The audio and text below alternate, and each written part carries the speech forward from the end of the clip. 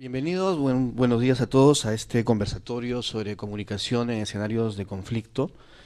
Tenemos el placer de contar en esta ocasión con Marta Vicente Castro. Ella viene de la Oficina de Comunicación de la Presidencia del Consejo de Ministros y junto al equipo de esa área viene analizando una serie de condiciones relacionadas al tema que hoy nos convoca. También tenemos con nosotros a Carlos Monge, con una amplia experiencia. Él es investigador de DESCO y ha venido desde su perspectiva a reflexionar y conversar con nosotros acerca de los conflictos sociales y la comunicación. Y tenemos a dos personas que trabajan en una agencia que se dedica a la comunicación y que ha tenido y tiene a empresas mineras como clientes importantes y además tiene una amplia experiencia en general en el campo de la comunicación para el desarrollo. Estamos con Martín Guerra García y Miguel Rubio de la Agencia de Comunicación Educativa Equipo 1. Este conversatorio se plantea en un escenario en el que el país hay una serie de conflictos vigentes. Ustedes han visto la información. En este momento hay 168 conflictos activos y 75 conflictos latentes, lo que da cuenta de un problema para el país vigente y de gran importancia. Y como ustedes habrán sido testigos a través de los medios de comunicación o las reflexiones que se hacen sobre este tema, casi siempre se menciona que hay un problema de comunicación entre los factores que influyen en este tema. Este conversatorio está estructurado en dos partes. Una primera parte que tiene la idea de constituirse una especie de reflexión diagnóstica sobre cómo ha estado actuando la comunicación en estos escenarios de conflicto. Una segunda parte donde los invitados plantearán sus reflexiones y expectativas sobre lo que se espera debe hacer la comunicación o los comunicadores en este escenario. Finalizados estos dos bloques, ustedes podrán realizar preguntas a nuestros invitados. Cada una de las intervenciones tendrá alrededor de 8 minutos por cada bloque, por cada invitado. Y vamos a dar inicio a este conversatorio dándole la palabra a Marta Vicente de la Oficina de Comunicación de la Presidencia del Consejo de Ministros. Bienvenida, Marta. Gracias. Buenos días con todos, con todas también. Muchas gracias por la invitación y la oportunidad de poder conversar también aquí con ustedes y con los compañeros de la mesa. En realidad, mi perspectiva es más de la sociología. Yo soy socióloga, no soy comunicadora, aunque he venido relacionada a la comunicación desde la universidad por el tema de la investigación en comunicación que he venido desarrollando desde esa época y luego en el trabajo en comunicación para el desarrollo y bueno, y ahora en comunicación social, ¿no? En la PCM. Mi entrada más bien es, sí, empezar con un diagnóstico, pero también buscando quizás algunas preguntas o puertas donde abrir para poder desatar este nudo que enfrentamos desde la comunicación para resolver los conflictos, ¿no? Sin pretender también sin pretender que la comunicación vaya a resolver los problemas de los conflictos que tenemos, porque como podrán ver, pues muchos de los conflictos, en la gran parte, tienen causas estructurales muy profundas de muchos años que necesitan gestiones de otro tipo y no solamente desde el lado de la comunicación. También hacer la salvedad que esta entrada de comunicación no solamente como la primera que se nos ocurre, que es pensar en cómo cubrir el vacío de información, como si la comunicación solo tuviera esa función, sino pensar en la comunicación como es la perspectiva que yo tengo, que es la comunicación como un proceso, ¿no? De diálogo, de ida y de vuelta, que es la que inspira, digamos, en las investigaciones de comunicación, o esta mirada de comunicación social, ¿no? Yo les quiero plantear algunas, como decía, algunas preguntas y aprovechando que son estudiantes y que estamos en un espacio universitario donde es el mejor espacio para discutir, para reflexionar y para buscar, porque luego cuando uno entra al trabajo generalmente está en el día a día resolviendo los problemas y los tiempos para pensar casi quedan, desaparecen, ¿no? Yo quiero empezar con esta imagen de la conflictividad que nos muestra la Defensoría del Pueblo, donde tenemos esta tendencia que todos sabemos creciente y que se mantiene muy elevada del nivel de conflictos activos que tenemos en el país, pero también contrastando con esta tendencia que también muestra el número de procesos de diálogo que tenemos actualmente, ¿no? Y que van justo detrás, bastante por detrás de los números de los conflictos activos. Yo me planteo esta pregunta, ¿no? Si esta brecha que hay entre los procesos que están en diálogo y el número de conflictos activos que están muy por encima, la tendencia es que generalmente tenemos el doble de conflictos activos que de procesos en diálogo. Nos está planteando la pregunta de, entonces, ¿tenemos una cultura del diálogo en el país, por ejemplo? Lo segundo, ¿existen las condiciones para poder construir procesos de diálogo en este escenario de alta conflictividad que ya llega a las 25 regiones del país? Y la tercera pregunta, que es si no se estarían agotando los mecanismos actuales que hemos estado llevando a cabo de diálogo, que de alguna manera ya no están recogiendo o permitiendo gestionar mejor esta conflictividad que se empieza a desbordar, ¿no? Pero si miramos también positivamente, porque también hay que hacerlo así, ver también esta brecha como una oportunidad para redefinir también qué entendemos, no solo por diálogo, sino por comunicación, y cómo venimos trabajando la comunicación en nuestro país, ¿no? Precisamente ante esta brecha que vemos entre la posibilidad de dialogar y los conflictos que actualmente existen, ¿no? El diagnóstico lo voy a plantear, digamos, desde 3 o 4 ideas, ¿no?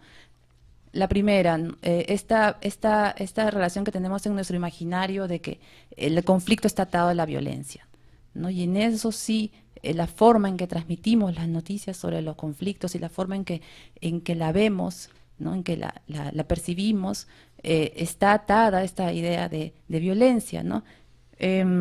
Generalmente el conflicto aparece ante nuestros ojos cuando hay un acto de violencia incluido, ¿no? O sea, los medios se enfocan al conflicto cuando hay una toma de carreteras, la toma de un local, cuando hay una marcha en las calles o cuando incluso hay la muerte de alguna de las personas involucradas, ¿no?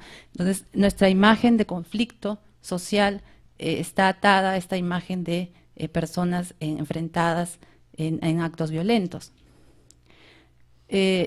Del otro lado, del lado del Estado, también tenemos esta percepción de que el Estado interviene en la gestión de los conflictos después de un hecho de violencia, ¿no? No tenemos esta imagen de un Estado en acción preventiva antes de que el conflicto estalle, ¿no? Generalmente que existen estos procesos de diálogo en algunos conflictos actualmente activos, no es visible para los medios o para el resto del país, ¿no? Generalmente están ocultos o se dan a puertas cerradas, pero no ayuda a transmitir esta idea de que también pueden haber o deberían haber más acciones del Estado en estas etapas en las que antes de que el conflicto escale a una etapa de violencia mayor. Y que ayudaría a transmitir otra idea del conflicto también como la posibilidad de una solución, ¿no? Que es un poco donde no encontramos, no vemos, ¿no? Generalmente tenemos esta percepción de que el conflicto generalmente no se puede resolver, ¿no? Una segunda idea, un segundo tema que plantearía para analizar o entender los procesos de conflicto y de comunicación es el tema de la interculturalidad o los procesos el contexto cultural dentro de los que marca también muchos de los procesos de conflictos que tenemos en el país, ¿no? Como decía hace un rato, ya no hay conflictos solo en 4 o 5 regiones como hace 6 años, sino hay conflictos en las 25 regiones. El mayor porcentaje de conflictos que son de origen socioambiental, que están ligados a los recursos naturales, nos hace mirar que la conflictividad está atada justamente a escenarios donde las barreras culturales y lingüísticas son mucho mayores. Entonces, ¿cómo abordar un proceso de comunicación teniendo en cuenta un contexto de mayor brecha cultural, por ejemplo, ¿no? Y generalmente, cuando se dan estos espacios en donde los campos de significados son muy distintos entre unos y otros, por las cargas en las que tenemos, la comunicación suele ser lo primero que entra en conflicto, digamos. Entonces la comunicación se vuelve parte del conflicto, ¿no? Eso sería lo segundo. Y un tercer elemento que hemos visto en los últimos meses, que se empiezan a aplicar los procesos de consulta previa y que es una necesidad real, cómo poder hacer procesos de consulta cuando necesitamos comunicarnos en otras lenguas, solo como primera barrera, ¿no? Sabemos que las barreras culturales son mucho más que una barrera lingüística, ¿no? Hay todo un campo de significados que no manejamos, que no necesariamente por hablar otro dialecto los vamos a superar, pero de por sí solo la barrera lingüística se convierte en un elemento, un reto, digamos, para poder aplicar estos procesos de consulta. Y la necesidad de interlocutores que manejen los dialectos, por ejemplo, es hoy una necesidad importante para el Estado. No solamente de interlocutores, sino también de periodistas o medios que trabajen, que utilicen lenguas nativas para que puedan acompañar los procesos de información que necesitan los procesos de consulta previa, ¿no? Entonces, este nuevo, digamos, este problema también abre otras perspectivas, otras oportunidades de cómo redefinir la comunicación en esos escenarios de interculturalidad. El tercer tema, para poder mirar o remirar esta relación conflictos y comunicación, tiene que ver con cómo construimos la narrativa de la noticia, ¿no? Que de alguna manera lo traía a colación cuando hablaba de que la violencia siempre antecede a los conflictos. Y es la forma en que construimos la noticia del conflicto en nuestro país y muchos otros más igual, pero nos interesa ahora lo que pasa aquí, es que generalmente, como decía, la noticia generalmente está vinculada a estos mensajes de antagonismo, radicalidad, vandalismo, ¿no? Si ustedes analizan los discursos de las noticias sobre conflictos, seguramente van a encontrar que estos son los mensajes más recurrentes, ¿no? Que forma parte del discurso de cómo se narra la noticia del conflicto. Lo segundo es que aparecen los conflictos sin el contexto que nos va a permitir interpretar mejor el porqué de estas demandas y por qué escala a ese nivel, ¿no? Siempre nos enteramos, nos informamos de los conflictos sin el contexto adecuado para comprenderlos. Y finalmente, que es el tercer elemento de esta narrativa, que justamente es la estigmatización de los actores que intervienen en ellos, que no ayuda un poco a identificar lo que está de fondo y que es lo más importante, que es el problema que está en disputa o en tensión, y alimentando, digamos, la desconfianza, que es otro elemento clave para poder generar espacios de comunicación y de diálogo, ¿no? Si vamos a estigmatizar y a poner siempre a dos bandos enfrentados, digamos que el nivel de confianza para poder dialogar se reduce al mínimo, ¿no? Entonces, ¿cómo es que esta narrativa de la noticia tampoco ayuda mucho a generar este espacio o esta cultura de diálogo que necesitamos? Y para terminar esta parte, el último tema que creo que también sería bueno discutir es esta relación de poder y medios, ¿no? Que hace que, en palabras simples, polarice a los medios en uno u otro lado del conflicto, haciendo más difícil, primero, la información objetiva, la búsqueda de soluciones, y precisamente el evitar la confrontación, que no ayuda mucho a este ambiente que necesitamos para poder sentarnos a deponer posiciones y encontrar soluciones a las necesidades, ¿no? Y ahí no solamente hablo de los medios de Lima o locales, sino también de los medios regionales, incluso comunitarios, que también toman posición quizás del otro lado de la población y que luego no pueden tomar una actitud de neutralidad al momento de informar sobre los medios. Entonces tenemos un escenario, digamos, con varias variables que habría que también tener en cuenta al momento de redefinir la comunicación para generar mejores ambientes de solución a los conflictos sociales, ¿no? Yo lo dejo ahí. Muchísimas gracias, Marta. Un aplauso para esta primera parte de exposición de Marta. Vamos a ceder la palabra ahora a Carlos Monge, investigador de ESCO, para que nos dé su perspectiva desde la reflexión diagnóstica del rol de la comunicación en escenarios de conflicto. Buenos días, gracias por la invitación. Voy a inevitablemente recorrer y ser un poco redundante con uno de los temas que Marta ha tocado.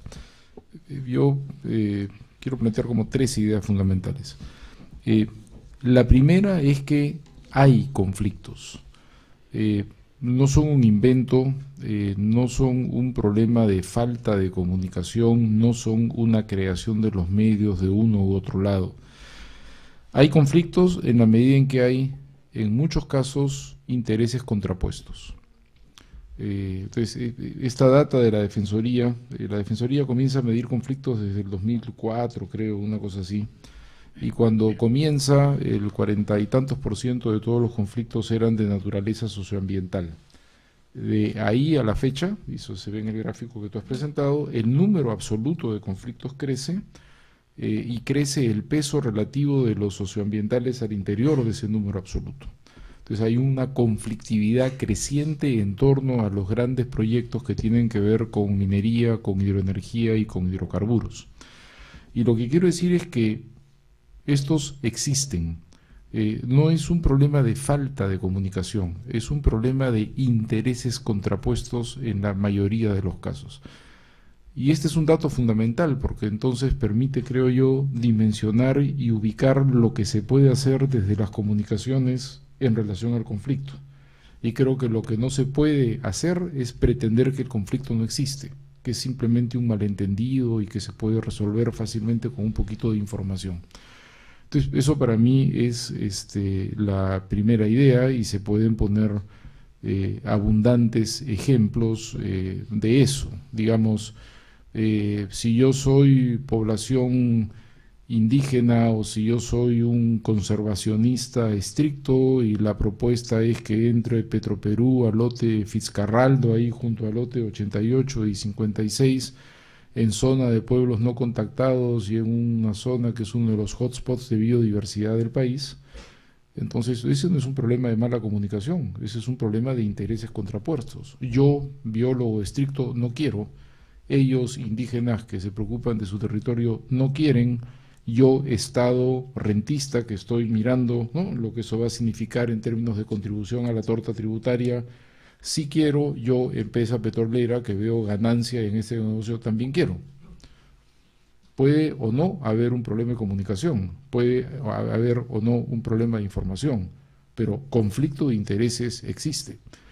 Si yo soy Apu, Aguajún, Guambís, en los alrededores de Bagua, y me entero que para brindarle energía a Conga, La Granja, Galeno y Michiquillay hay que hacer la represa de Chadín 2, y la represa de Chadín 2 tiene como resultado inundarme y por tanto forzar mi relocalización, la reacción es no quiero. Entonces hay un acuerdo de los Apus, Aguajún, Guambís, que dicen no quiero proyecto Conga.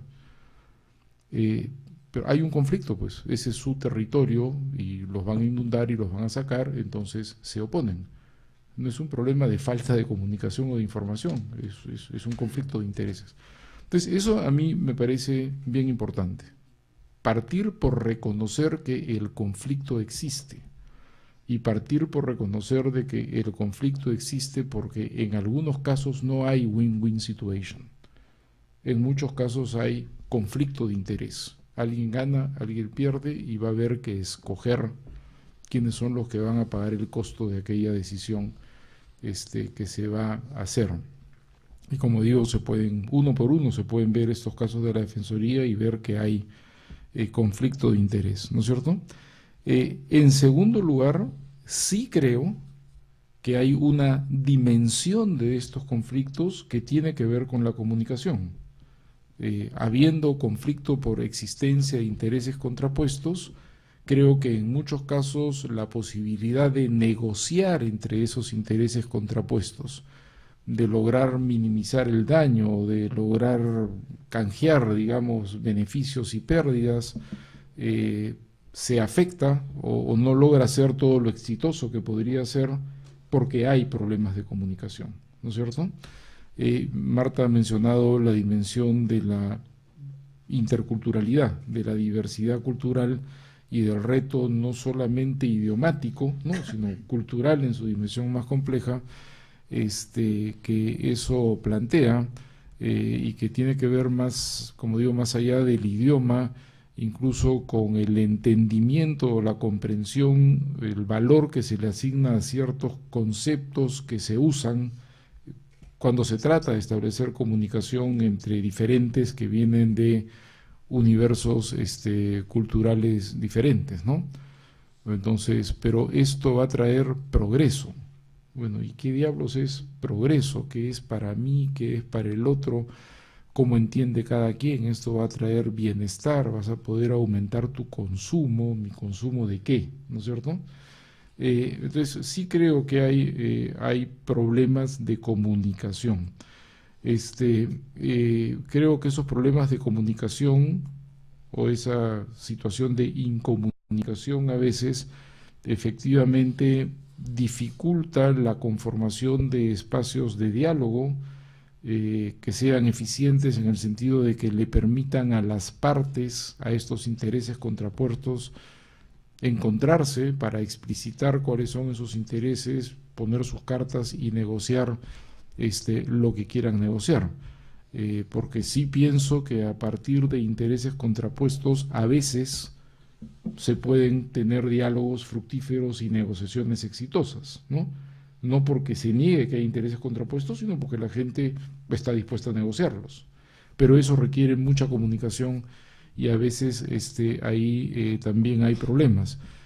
Hay problemas de interculturalidad, que Marta los ha planteado, hay problemas de asimetría, ¿no?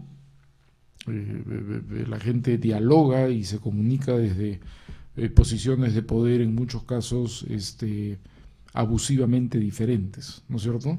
Donde unos tienen todos los recursos para establecer ese diálogo, manejan toda la información, tienen todo el conocimiento de normas y procedimientos, y en el otro lado hay escasísimos recursos, ¿no? Entonces uno ve, reconociendo que hay intereses contrapuestos, procesos de negociación, donde de una parte tiene poblaciones locales con muy poca información, muy poco poder, muy poco entendimiento y comprensión de cómo son las normas, cómo funcionan los procesos, y del otro lado tiene en una relación totalmente asimétrica sectores empresariales o aparatos del Estado que la tienen toda consigo, ¿no? A mí me ha tocado ver alguna de esas negociaciones, entonces dirigente comunal con tercero de primaria, frente a helicóptero, empresa, abogados, aparato de, ¿no?, asesoría de comunicación, asesoría legal. Es decir, era una negociación totalmente asimétrica, muy difícil, ¿no?, de que eso rinda frutos, y eso generalmente termina en conflicto. Esa es para mí la segunda idea. Sí hay problemas de comunicación en el proceso mismo del diálogo y el encuentro entre partes que tienen intereses contrapuestos, que tienen poderes diferentes y que vienen de mundos culturales diferentes. Ahora, creo que tampoco hay que sobredimensionar el tema de la interculturalidad. Digamos, a mí me parece muy bien que el Perú se reconozca como un país plurinacional, pluricultural, y que se reconozca la necesidad de aproximaciones basadas en la interculturalidad en todo lo que hagamos, pero cuando uno repasa, por ejemplo, algunos de los conflictos más violentos y más radicales que han habido, la dimensión cultural francamente no es un factor central. Repaso, digamos, el conflicto en torno a Tambo Grande, ¿no es cierto?, en Piura, en torno al proyecto minero ahí en Tambo Grande, pequeños y medianos productores absolutamente modernos, absolutamente incorporados al mercado, exportadores de limones, mangos, ¿no?, productos agroindustriales. Ahí no había ningún problema de interculturalidad, era un conflicto abierto de intereses entre sectores perfectamente costeños, urbanos y mestizos, ¿no? El conflicto que se convirtió tan violento en Tambo, en Arequipa, en torno al proyecto Tía María de la Southern, la parte más violenta del conflicto no fue con las comunidades de la parte de arriba, fue con los regantes de la parte de abajo. Y son arroceros, fruteros, viticultores, exportadores de pisco, ¿no es cierto?, cultivadores de caña de azúcar absolutamente modernos, incorporados al mercado. No era que el quechua, la historia, lo indígena, nada que ver. Era un conflicto abierto de intereses, una disputa por el agua, ¿no es cierto? y que Yabeco parece haberse solucionado, ¿no es cierto?, en el Valle del Costado, no porque solucionaron un problema de interculturalidad, sino porque solucionaron el problema de cómo repartirse el agua. Aparentemente la solución es el proyecto Pasto Grande, que genera otro conflicto, porque entonces los puneños sienten que el agua de Pasto Grande es un agua que se forma en Puno y a ellos nadie les da nada por eso, y se genera otro conflicto. Pero en toda esa negociación en la mesa de diálogo de Moquegua no había ningún problema de interculturalidad, era clara y explícitamente de dónde sacas el agua. Y en Tacna igual, el conflicto que hay en torno a la ampliación de Hilo, Toquepala y Cuajone es muy simple. El balance hídrico dice que no hay más agua, y entonces le dicen a la empresa, está bien, vas, pero desaliniza agua del mar. No pretendas que te demos una licencia más de agua porque el consumo urbano y el consumo agrícola, que también está creciendo, lo necesita. Entonces digo, porque hay conflictos en curso y que son de la mayor importancia, en los cuales yo, que soy antropólogo de formación y creo profundamente en todas las dimensiones de los conflictos del carácter intercultural del país, ¿no?, siento que hay varios en los cuales eso no tiene en realidad mucho que ver, ¿no?, que son abiertamente conflictos de intereses. Y para terminar, y esta es la tercera idea, sí creo que hay problemas en los medios. O sea, uno, creo que hay conflictos y que son reales y que son conflictos de intereses contrapuestos. Dos, creo que en el desarrollo de esos conflictos y en el tratamiento de esos conflictos sí hay problemas de comunicación en varias dimensiones entre las partes, y habría que ver qué se hace, ¿no?, para mejorar y resolver esos problemas, y que entonces los conflictos no se magnifiquen o se salgan del carril, ¿no?, o crezcan desproporcionadamente, porque además de que hay el conflicto, se genera un problema de comunicación entre las partes. Mi tercera idea es que en todo este escenario además hay un severo problema ya con el manejo de los medios de comunicación y el rol que los medios de comunicación juegan en relación a estos conflictos. En muchos casos, para comenzar, los niegan. Es un invento, son los agitadores, en realidad es un error. Yo creo que para comenzar ese es un mal rol de los medios, hay que partir por reconocer la realidad, ¿no? En segundo lugar, yo creo que hay mucho periodismo de opinión y faltaría más periodismo de investigación. Yo sé que ya me estoy metiendo a las soluciones, ¿no?, pero el periodismo peruano, cuando uno ve los medios y la manera como han jugado los medios en frente a la conflictividad social y frente a los grandes conflictos políticos del país, es un periodismo de campaña, pues. O sea, el Perú es un periodismo de campaña. Uno ve los titulares, la campaña electoral, ¿no es cierto? Ese es un periodismo de campaña. Esa fue una campaña masiva de los grandes medios de comunicación contra Humala, abierta y simple, no había ninguna pretensión de neutralidad, de objetividad, de informar y darle igual tiempo, nada, era un contra. Y cuando uno ve el tema Conga, ¿no?, esa ha sido una batalla de 4 blogueros y unas cuantas redes de ONGs usando Skype versus todo lo demás, salvo a veces La República y a veces La Primera. Pero RPP, que tiene el 50% de todo el mercado de comunicaciones del Perú, más 2 o 3 radios menores y los medios masivos, la televisión, que es el gran medio masivo de comunicación, esa era una campaña de 99-1. Entonces hay un problema de la manera como los medios trabajan estas cosas, y es más periodismo de campaña que periodismo de investigación e información. Y en tercer lugar, siendo así, en mi opinión, totalmente ineficaces. El resultado electoral de Humala fue una prueba clara de que esa cosa no está funcionando en el Perú.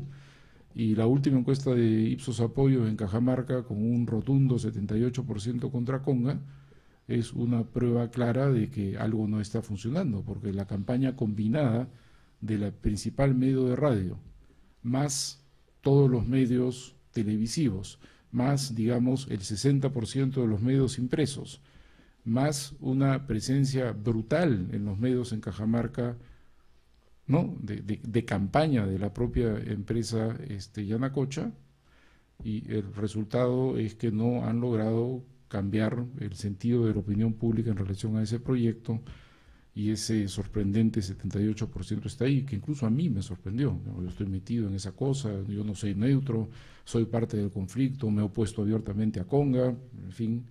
Sin embargo, yo no pensé que era tan fuerte el rechazo, sobre todo en la propia zona urbana de Cajamarca. Entonces me parece que hay un problema de ineficacia, que no están logrando su objetivo y que hay otros procesos de formación de la opinión pública que los medios de comunicación no están tomando en cuenta. Gracias. Muy bien, gracias Carlos. Un aplauso para Carlos en esta primera intervención. Vamos a dar la palabra a Martín Guerra García de Comunicación Educativa Equipo 1. Ellos también tienen una amplia experiencia en estos temas. Tenemos la palabra, Martín. Buenos días, colegas. Nuestro acercamiento a la comunicación en minería, si existe, es en realidad de los últimos 5 años, ¿no? Yo me formé acá y trabajamos básicamente en lo que es comunicación para el desarrollo.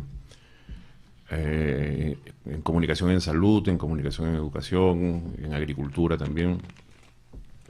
Ahora estamos trabajando mucho en la cuestión forestal. Entonces, nuestra visión es desde la experiencia que hemos tenido en los últimos 5 años con 2 grandes empresas mineras. De hecho, mi posición personal, cuando enseñaba en la Católica en comunicación, era de casi antiminería. Luego unas compañeras, unas amigas nos convencieron de ver qué se podía hacer en el caso de justamente de Quellaveco, que ha mencionado Carlos. Entonces le hicimos una apuesta de credibilidad, ¿no?, para ver si eso funcionaba. Eso ahora tiene una aparente solución feliz, pero como bien se señala, hay el tema de Pasto Grande que va a ser otro problema luego.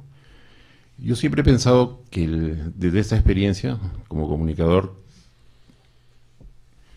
o sea, es evidente que no se puede negar la existencia de conflictos, ¿no?, pero creo que se puede disminuir la existencia de conflictos si desde un inicio hay un tema de comunicación y transparencia, ¿no?, que es difícil de pedirles a los empresarios generalmente. Lo que ocurre ahora en Conga y Yanacocha es el producto final de muchos años de descrédito, ¿no?, de la empresa que desarrolló ese proyecto, ¿no?, una de las principales empresas mineras del mundo, una de las principales productoras de oro. Y después de 20 años, la gente en Cajamarca, ¿no?, de donde nació mi abuelo, donde nació mi viejo, de donde me siento también, no ve cómo eso ha incidido en el desarrollo local. Y eso se ve en muchas otras regiones mineras del país. Entonces, sí pienso que un acercamiento respetuoso, horizontal, desde un inicio, muy pronto, ¿no?, desde casi cuando ya el Estado licita esto, ¿no?, otorga las concesiones, pero las empresas llegan generalmente ya con sus máquinas de exploración a lugares donde uno vive, ¿no? Es como si yo vivo en San Felipe, en Jesús María, y de pronto te dicen que en tu casa abajo hay oro, ¿no?, y que tienes que mudarte o arrímate. Entonces, sí pienso en la importancia de hacer estos acercamientos previos, que son complicados, que son muy difíciles, y donde deberían establecerse ciertas bases para que se haga minería allá donde se puede hacer. Tampoco pienso que se pueda hacer minería en todas partes. Y también creo en que las poblaciones deberían participar en el accionariado de esas empresas, deberían ser beneficiadas más claramente. Hay un tema de reciprocidad, ¿no?, que describe un investigador, Vladimir Gil. Entonces, la reciprocidad es totalmente asimétrica. Las empresas suelen decir que no es responsabilidad suya lo que ocurre en educación y en salud, que ese es un tema del Estado. Pero si viene una empresa a tu ámbito, a tu región, y hace la operación y tú solo ves que las cosas salen, pero no te beneficias, salvo algún sector que trabaja con ellos, no vas a sentir que, o sea, no se trata solo de no impactar en el medio ambiente ni dejarte sin agua, sino también de que mejore la calidad de tu vida. Eso es lo que pensamos. De hecho, las pocas empresas que lo han hecho tienen mejores resultados y un mejor desarrollo. En el comercio de hoy dice, los conflictos sociales retrasan inversiones por 25.000 millones de dólares. Es un montón de plata, ¿no? Pero estas empresas pensaron cuánto se podría invertir, o sea, una milésima parte de repente hacer acciones de esa aproximación respetuosa y transparente a las poblaciones para hablar de lo que podría ser un proyecto minero en Michiquillay o en Apurímac o donde fuera. Entonces, si hay un inicio excluyente de la población, como ocurrió en el caso de Yanacocha, vas a cosechar malos resultados, te va a ir mal, obviamente, ¿no? Por no haber trabajado de una manera más justa y más ética. Este tema del rol del Estado, ¿no? Que debería, bueno, desde hace poco tiempo hay una distribución del dinero del canon, ¿no? Que establece que tanto va al departamento, tanto a la municipalidad provincial, tanto al distrito. Entonces se crean absurdos, ¿no? Como la municipalidad de, no recuerdo el nombre ahorita, en Cusco, ¿no? Que es la que más recursos tiene en todo el país, Echarate, ¿no? Entonces empiezas a crear más desigualdad en lugares donde hay mucha pobreza, empiezas a exacerbar conflictos. Entonces las empresas han desarrollado una comillas, responsabilidad social corporativa que muchas veces consiste en facilitarles que se construya la plaza de toros o la losa deportiva. Por ahí una posta de salud que después vas a ver que no funciona porque no hay un vínculo de relacionamiento con el Estado para que sea eficiente, para que tenga personal trabajando ahí. Ya cuando se presentan los problemas suele ser demasiado tarde. Entonces estallan los conflictos porque las cosas se han trabajado generalmente por lo bajo, ocultando información, trabajando con dirigencias que también muchas veces son dirigencias corruptas o corrompidas, que también ocurre eso mucho. Y esto creo que también ha sido aprovechado por algunos movimientos radicales que han encontrado en este tema y en esa desinformación por parte de la población también un buen caldo de cultivo para desarrollar posiciones extremas. Eso es lo que pienso y me parece. Entonces, sobre el desconocimiento se aprovecha la empresa, se aprovecha el Estado y también se aprovechan algunos grupos que hacen de eso bandera política. Entonces, lo que creo es que debemos ocuparnos de ese tema integralmente, desde un inicio y multidisciplinariamente. O sea, con equipos que desde el denuncio, desde la idea del proyecto, donde hayan antropólogos, sociólogos, lingüistas, psicólogos sociales, comunicadores.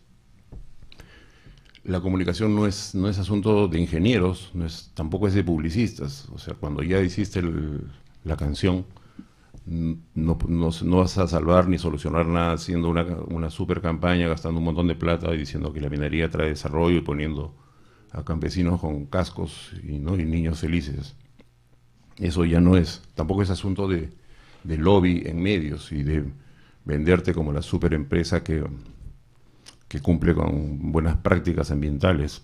Y cuando vas a la zona encuentras que la relación de la empresa real con la población no existe, o es precaria o es pésima.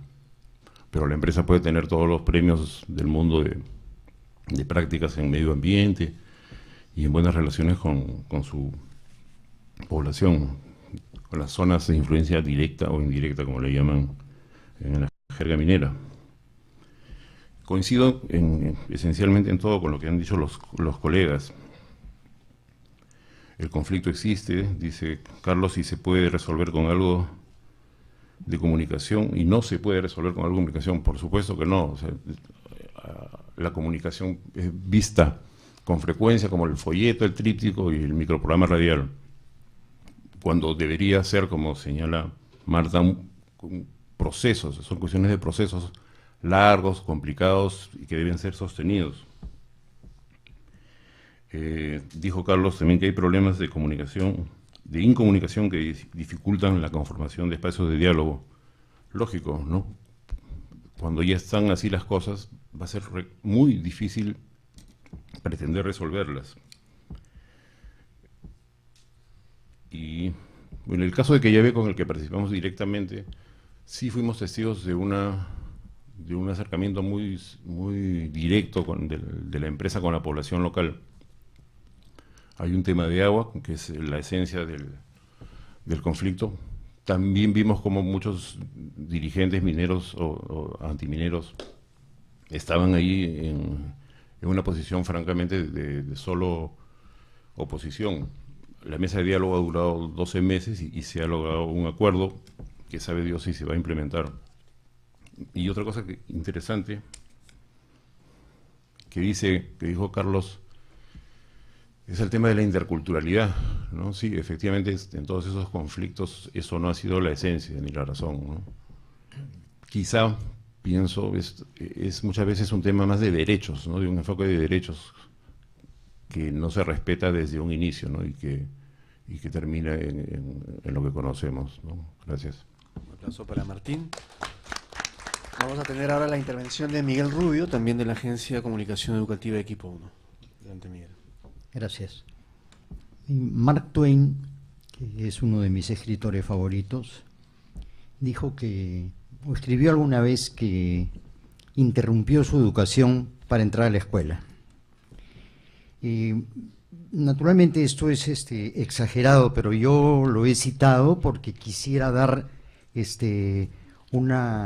más bien contarles de manera práctica las cosas que yo hago, porque me parece que tenemos suficiente y muy buena base teórica con los colegas que me han antecedido. Yo soy periodista y guionista de televisión. He trabajado muchos años en estos rubros, y toda esta experiencia que tengo la utilizo haciendo productos como radionovelas, cómics, spots radiales, radioseries, videos, para intentar una mejor comunicación entre las empresas mineras y sus áreas de influencia. Pero para eso, lo primero que hago es ensuciarme los zapatos, ir al lugar sobre el que tengo que escribir cualquiera de estos productos que he mencionado y tratar de tener contacto directo con la gente que vive en esos lugares, también con su geografía, con el ambiente. Siento que eso falta respecto de las empresas mineras. Como dijo Martín hace un rato, llegan a explorar y luego a explotar, pero no tienen un contacto directo con la gente, y eso los priva de conocer qué piensan, qué quieren, qué expectativas tienen. Estoy de acuerdo con Carlos también en que hay conflictos que no pueden evitarse, porque los intereses son distintos. Sin embargo, me parece que siendo efectivamente tan asimétrica la relación, tanto poder frente a tan escaso poder, es muy difícil, por más intentos que hagamos de comunicarnos, por más que busquemos las maneras más eficaces, más entretenidas, por más de que queramos llegar al corazón y no al cerebro de la gente, siendo tan asimétrica la relación, resulta sumamente difícil. Me parece, por ejemplo, que el Estado, no es nuevo lo que voy a decir, debería ocuparse de que haya cierta que sea obligatorio, para que no me atraque con la palabra, que sea obligatorio que las empresas mineras inviertan en educación.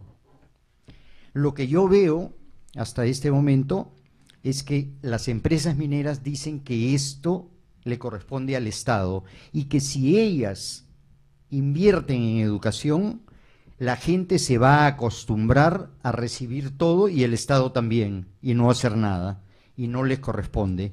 Entonces las cosas siguen exactamente igual y no cambia nada. Veamos un caso. nos hemos visto a veces en la situación de explicar mediante una radionovela o un cómic cómo es el esquema de aguas de una empresa minera. Es decir, qué piensa hacer, qué río piensa desviar, qué represas construir, tomar agua subterránea o no subterránea, etcétera, con detalles técnicos para ingenieros difíciles, muy difíciles de comprender. Y entonces, por más esfuerzos que haga uno, no llega a ningún resultado. Eso de un lado. De otro lado, hay algo que creo que hemos mencionado poco acá, pero que es muy importante, que es la franqueza y la verdad. Desde del primer contacto del lugar donde se va a trabajar, hay que ser franco y no ocultar nada a la gente que va a verse afectada, para bien o para mal, de esta intervención. Y no suelen actuar de esa manera las empresas mineras. Se dificulta la comunicación muchísimo cuando no se es transparente, no se es franco. He mencionado el tema del agua porque es un caso típico. Generalmente las empresas mineras entran a trabajar en un sitio sin saber todavía cómo van a obtener agua. El agua, pues, es un recurso indispensable para la minería. Sin agua no hay minería. No tengo que decir que sin agua no hay vida, tampoco para el otro lado, ¿no? Entonces, las empresas barajan una serie de alternativas, y como no están seguros de cuál le va a resultar más eficiente, más barata, etcétera, ocultan esa parte.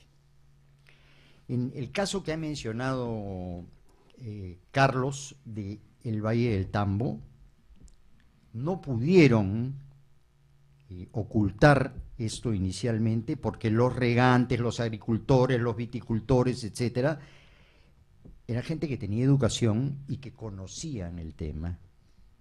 Entonces preguntaban, frente a todas las alternativas, hacían preguntas y tenían planteamientos técnicos muy adecuados. Si todas las poblaciones donde se hace minería tuviesen ese nivel de educación, la cosa sería muy distinta y los términos de comunicación serían de manera distinta también. Por eso se hace, pues, más indispensable que nunca tener contacto directo con la gente. No solamente para comunicar de manera mejor, de manera eficiente, sino para conocer sus expectativas, tratar de reducir un poco esta asimetría y estar más cerca. He sido testigo varias veces de incluso contradicciones dentro de las mismas empresas mineras. La gente de relaciones comunitarias que tiene un contacto directo con la población de sus áreas de influencia, directas o indirectas, no tiene, sin embargo, una relación estrecha con su propia gente de comunicaciones.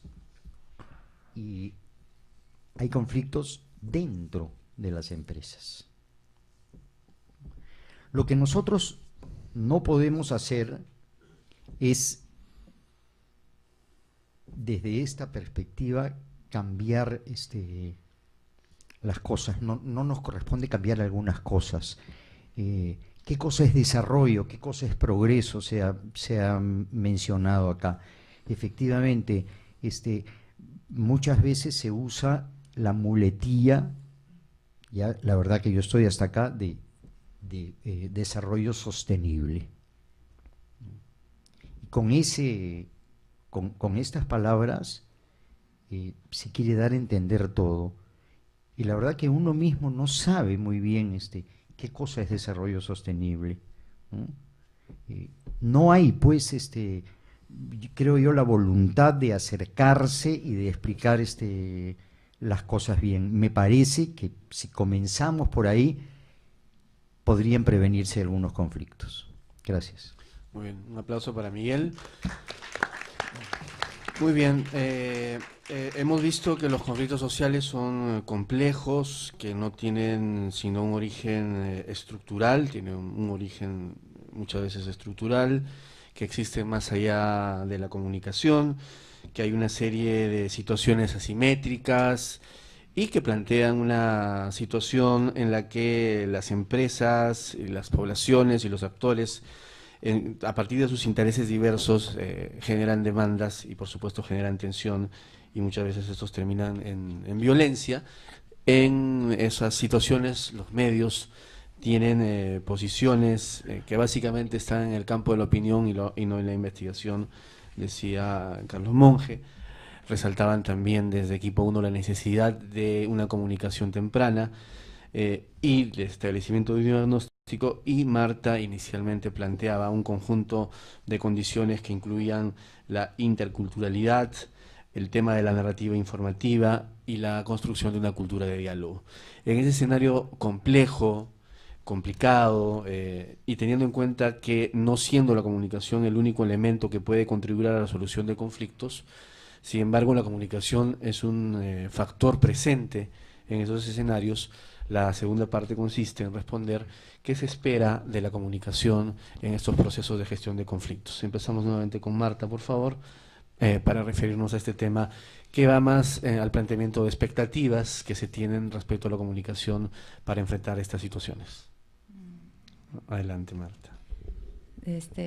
Sí, para también ir un poco en el tono de lo que hemos venido conversando y no irme yo por la vía libre, también planteando cómo, para mí el mapa de los conflictos me dice muchas cosas, ¿no? Primero, como decía hace un rato, la conflictividad ha pasado a ser parte de todo el escenario nacional, ¿no? O sea, ya no es un problema de uno o de otro lado, es un problema nacional, y eso también abre la perspectiva a otras preguntas que están atravesando el país, y que no necesariamente verlo desde el lado del conflicto como si fuera un problema aislado, ¿no?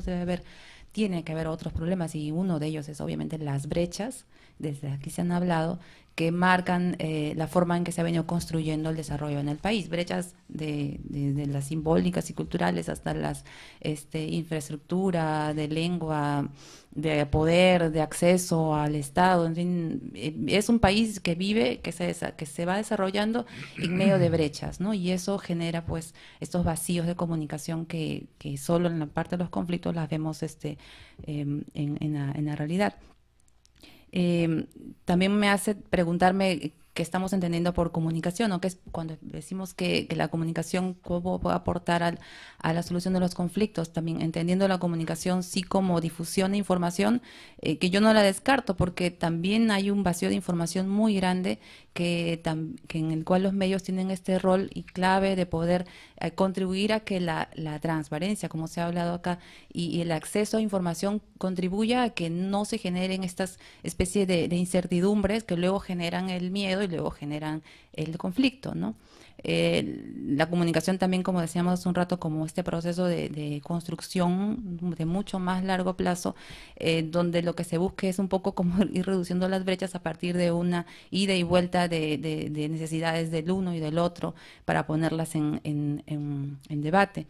La comunicación también como un medio para generar relaciones de confianza, para que luego los procesos de diálogo o de solución de los conflictos puedan tener mejores condiciones, y en general como un medio para expresión, ¿no? De expresión de nuestras necesidades, ideas, intereses, y no esperarlos a que sean puestos a la luz en la calle, ¿no? Como suele pasar en nuestro país, ¿no? Que puedan ser, sí, los intereses que son válidos, que todos podamos tener, pero ponerlos a discutir antes, ¿no? Algunos retos o algunas ideas que se pueden discutir sobre cómo aportar a una mejor comunicación. Por el lado de los relatos de las noticias, que me parece clave y ahí sí estoy de acuerdo con lo que mencionábamos aquí hace un rato en la mesa, de que hay que distinguir muy bien entre las posiciones y las necesidades, ¿no? Generalmente nos centramos en las posiciones cuando hablamos de conflictos, ¿no? Cuando en el fondo también estamos, como se decía, sí, intereses, pero también necesidades concretas, ¿no? Las posiciones se pueden negociar, las necesidades no.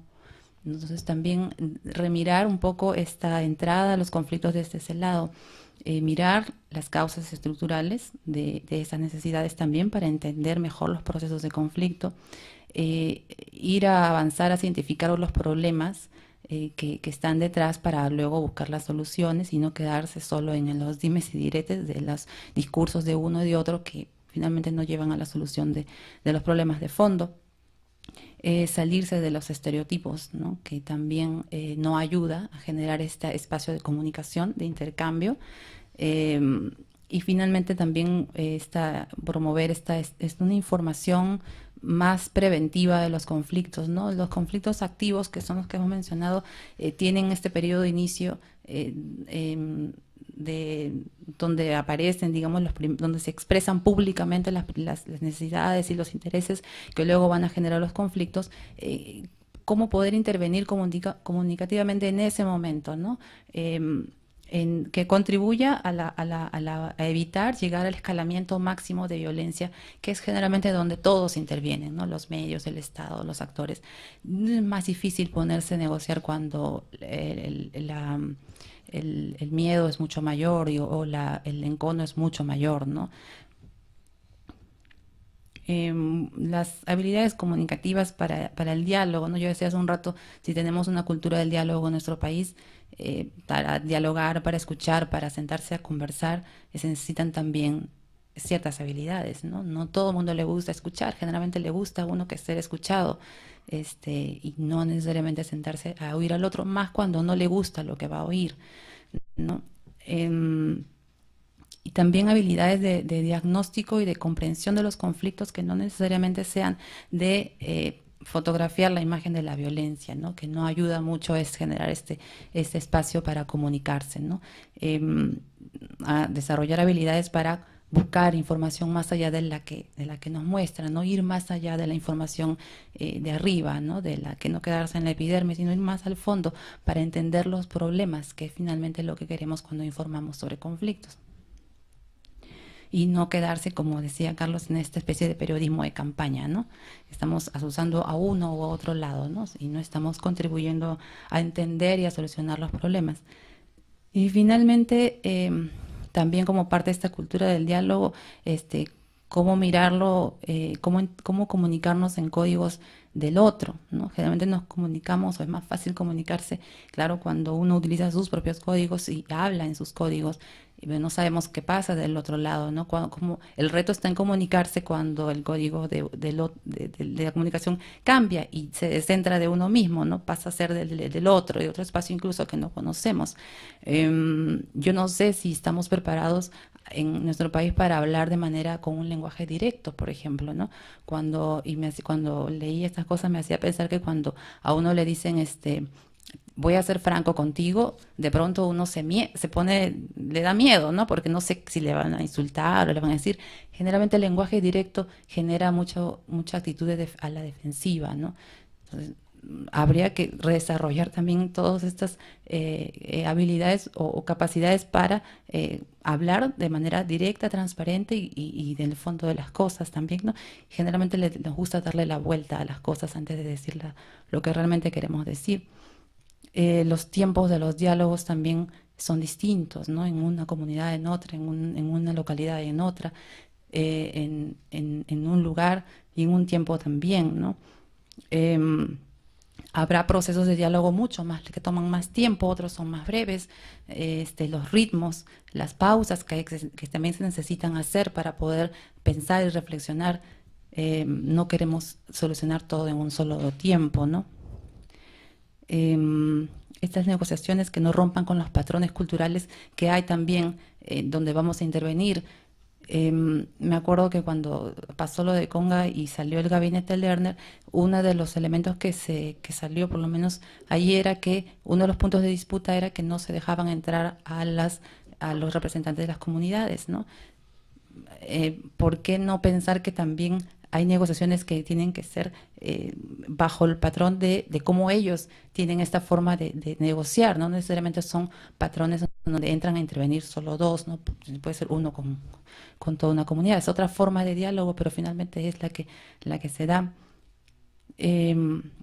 Con el tema de las mujeres, por ejemplo, en las comunidades, generalmente la comunicación con las mujeres no siempre es directa, es mediada, ¿no? Mediada por el jefe de familia, que no necesariamente permite esta comunicación directa. Entonces hay elementos de otros códigos de comunicación que también empezar a entender y a utilizarlos, ¿no? Para poder generar mejores espacios de diálogo, ¿no? Y finalmente otras instancias de mediación, como hemos visto, como en la iglesia, pero también las radios locales o las fiestas comunales, que son otros espacios en donde se pueden poner en la mesa los intereses y las necesidades que luego pueden generar tensión y conflicto en otro nivel, ¿no?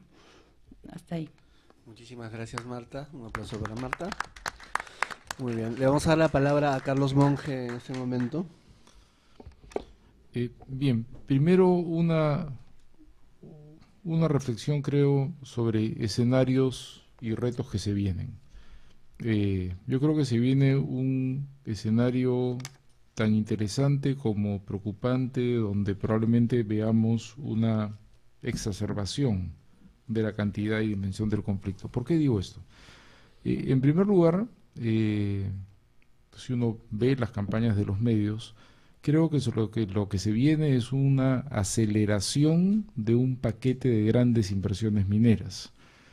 Queda claro que ya dentro del gobierno, hasta ahora por lo menos, el ministro Pulgar Vidal le ganó la pelea al ministro Merino y le ha quitado la aprobación de los estudios de impacto ambiental. Salen del Ministerio de Energía y Minas, pasan al Ministerio del Ambiente. Y yo lo que veo es una sensación de paranoia en el sector empresarial que dice, uy, uy, uy, ahora los ambientalistas tienen esto y nos fregamos. Y por tanto la campaña que uno ve en los medios es que mientras eso se organiza, se pone en práctica, etcétera, lo que hay que hacer es garantizar el paquete grande de inversiones que está pendiente ahorita. Entonces nos vienen encima 20.000, 30.000 millones de dólares de inversión minera antes que el Ministerio del Ambiente, ¿no?, logre hacerse cargo de ese tema.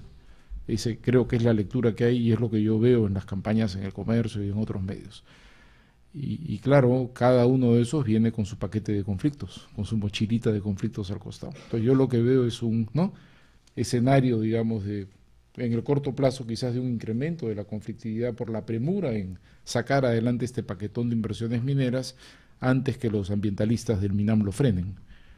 Como si hubiera mucho ambientalista antiminero en el MINAM, no lo hay, ¿no es cierto? Dos, la ley de consulta. Teóricamente una ley de consulta sirve para que no haya tantos conflictos, pero mi impresión es que por lo menos en un tramo inicial, hasta que todo el mundo se acomode a este asunto, la ley de consulta lo que va a generar es más conflictos. Porque abajo la gente dice, ahora me van a preguntar, y si digo que no, entonces será no, pero desde el 169 hasta la ley y su reglamento, la consulta es consulta, no es vinculante. No hay derecho a veto, pero anda tú, ve abajo, si me vas a preguntar y te voy a decir que no, no me vengas con que después que sí, mi no es no, sino para qué me preguntas. Entonces yo lo que veo es que el inicio, como digo, después ya las aguas, ¿no?, cogerán su nivel y el polvo se asentará y aprenderemos todos a qué significa una ley de consulta, pero en el inicio yo lo que veo es que puede generar tanta expectativa, ¿no?, como conflicto resultante de la frustración de expectativas, ¿no? Hay toda una teoría de la politología norteamericana de los revolution por culpa de los rising expectations, ¿no? O sea, a veces la expectativa de algo genera conflicto por frustración y luego las cosas se calman, ¿no? Procesos de modernización que generan conflicto. Entonces, ese me parece un segundo escenario. Y un tercer escenario es el escenario electoral 2014, que por ejemplo en Cajamarca va a ser un referéndum político sobre la minería, de eso no me queda ninguna duda. Es ahí donde se va a decidir sobre Conga. Creo que todo lo que estamos viviendo ahora es un mientras tanto. Es ahí donde se va a decidir sobre Conga. Entonces me parece que estos tres escenarios son escenarios conflictivos, los dos primeros en lo social, el tercero ya abierta y manifiestamente político, donde el tema de la minería va a estar en el centro, sí, no, cómo, cuándo, dónde, en qué condiciones, en fin, y que los tres van a plantear monumental reto a quien esté en comunicaciones. ¿Cómo van a ser los procesos de circulación de información y de comunicación entre las partes en los procesos de consulta? ¿Qué estrategias comunicativas y de información van a haber en este nuevo paquete de inversiones mineras, si es que algo hemos aprendido de lo que ha pasado, ¿no?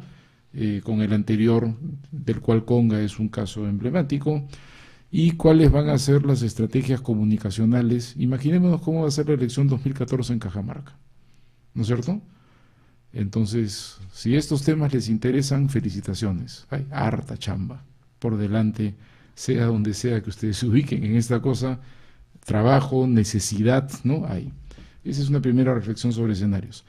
La segunda es que yo creo que más información a veces evita el conflicto, pero a veces también lo genera. Este ejemplo de los Aguajún One Piece, ¿no? Cuando ellos se enteran de que detrás de Conga vienen Galeno, La Zanja y Michiquillay, porque la moledora de minerales de Conga no es rentable si esos otros tres no la abastecen de mineral, y como no hay energía para 4 proyectos mineros más una moledora, hay que hacer la represa de Chadín 2 y eso significa inundar el territorio de los Aguajún One Piece. Esa pieza de información no aplaca ningún conflicto. Esa pieza de información genera un nuevo conflicto, porque a ellos ahora también dicen, hey, por si acaso, no a Conga, ¿no? No por el impacto directo, sino por esta cadena de implicancias que tiene Conga, que al final tiene un impacto sobre ellos. En otros casos sí, efectivamente. Por ejemplo, en el caso de Tía María, yo pienso que si todo el mundo hubiese sabido desde el inicio que la empresa tenía un plan C, que era desalinizar agua de mar, hoy día tendríamos el proyecto Tía María funcionando. Pero el plan A, que era el más rentable, era tomarse las aguas de superficie, entonces saltaron las comunidades de arriba. El plan B era hacer pozos y tomarse aguas de las corrientes subterráneas, entonces saltaron los regantes del piso medio y bajo. El plan C era sacar agua del mar, pero cuando se puso sobre la mesa el plan C ya habían muertos, ya habían heridos, ya habían 2 huelgas, ya no había manera de conversar con nadie en el Valle del Río Tambo. Y el proyecto se plantó. Y ahí está esperando a ver si vuelve y la gente está esperando para pelearse otra vez. Yo creo que está muerto ese proyecto, ¿ya? Pero digo, en ese caso, digamos, si se hubiese puesto esa pieza de información sobre la mesa, yo creo que la negociación hubiera sido directa sobre eso. La gente le hubiera dicho, olvídate de A y B, vamos a negociar C, baja pues un poquito tu rentabilidad, no te pases, te están ganando un montón de plata las mineras, ¿no? Y vamos al plan C. Y entonces la discusión hubiera sido si sobre la contaminación por polvo, pero es otra cosa, pues la pelea sobre el agua es en torno a la cual la gente mata y muere, ¿no? El otro era un tema yo creo realmente menor. Pero entonces digo, en algunos casos más información hace consciente a la gente de impactos y genera más conflicto. Y en otros casos más información ayuda a una mejor negociación. Entonces digo, yo creo que hay que poner toda la información sobre la mesa. Creo también hay que ser conscientes de que a veces eso puede generar más conflicto y no necesariamente aminorarlo, ¿no? Y luego, en términos prácticos, ¿qué se puede hacer? No sé, yo diría por lo menos equilibrar un poquito la cancha, ¿no? No, antes de eso, creo que algo que sería, yo creo, bien importante, además me lo hace recordar acá la presencia de Carlos Rivadeneira, con quien hemos discutido estas cosas millones de veces, yo creo que hay que seguir tratando de entender los roles y los impactos de lo que son los medios masivos de comunicación y lo que son los medios de comunicación alternativos, pequeños, comunales, que son los que la gente usa abajo. Entonces, ¿quién le ha ganado en Cajamarca el partido a la suma combinada de ¿no? de radioprogramas, El Comercio, América, Canal 5, 2, 3, 4, 7, 11, 13, ¿no? Correo, Expreso, a veces La República y a veces incluso hasta La Primera? Que son 2 blogueros de Selendín, ¿no? 4 programas de radio pichiruches. Si uno compara la cantidad de plata que se ha gastado y de tiempo en el pro y en el contra, es impresionantemente asimétrico. Y sin embargo, unos tienen 78% y otros no, ¿no es cierto? Yo creo que hay que hacer más investigación sobre eso. Hay que terminar de entender cómo es que funciona eso abajo, cómo circula la información, quién la comunica, quién tiene credibilidad, cómo se forman esos procesos de opinión pública. Y yo creo que esa es una chamba académica. Y yo creo que yo creo que una facultad como esta, en fin, un espacio universitario, tendría siempre mucho más que hacer, porque yo creo que seguimos sin entender eso. A mí me parece un tema fascinante de cómo se forman procesos de opinión pública abajo, en esas zonas donde la radio, ¿no?, sigue siendo, creo yo, el gran protagonista, aunque entra la televisión. Y finalmente, no sé, pues equilibrar un poco la cancha, ¿no? Equilibrar un poco la cancha en el manejo de medios, en el manejo de información. Porque, por ejemplo, si una ONG aparece al costado de una ronda campesina, es una agitadora. Pero todas las empresas tienen contratos con las más poderosas empresas de comunicación del país. Y eso está bien. Pero que una comunidad campesina, una ronda, un frente de defensa, un alcalde local tenga al costado una ONG, eso está mal, eso es agitación. En cambio, esto es comunicación profesional. Pues yo digo, aceptemos pues que todas las partes también tienen derecho a apoyarse en profesionales que los ayudan en comunicar lo que les da la gana, ¿no es cierto? Entonces no se puede descalificar a uno y más bien decir que el otro es normal. Pienso yo, entonces hay que equilibrar la cancha en estas discusiones y lo mismo en el manejo de los grandes medios, ¿no? Si uno cuenta la cantidad de horas en RPP dedicadas al PRO y la cantidad de horas dedicadas al contra, pues una cosa totalmente abusiva, que aparte ha probado ser ineficaz.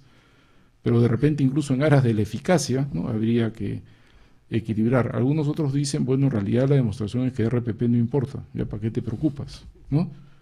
Más bien asóciate con algún bloguero local de Cementín que ahí como comunicador te va a ir mejor en la vida, por lo menos en esa región.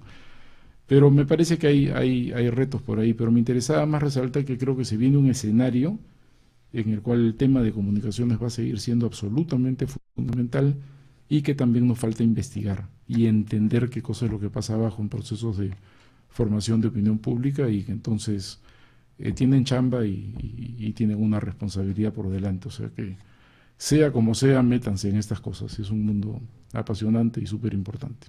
Muchas gracias, Carlos. Le cedemos la palabra a Martín Guerra García.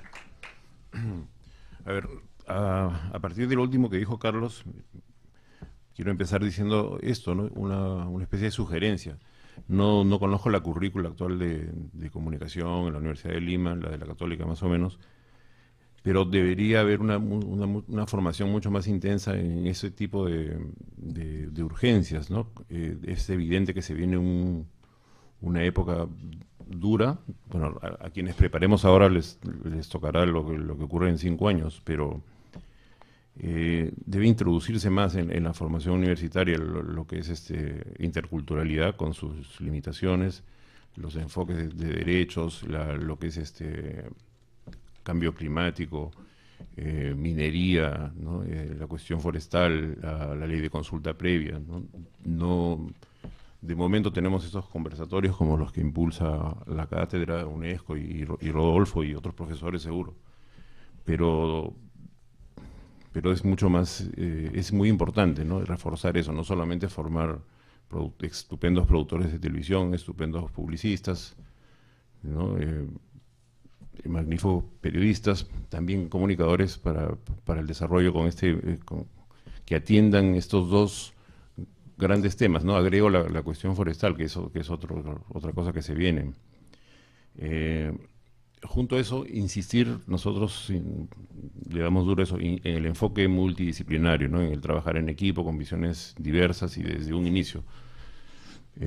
Sigo creyendo que hay que ir desde ese momento. Es cierto que mostrar todas sus cartas desde el inicio también puede dificultar cualquier posibilidad de diálogo, pero empezar a conversar desde un inicio es esencial.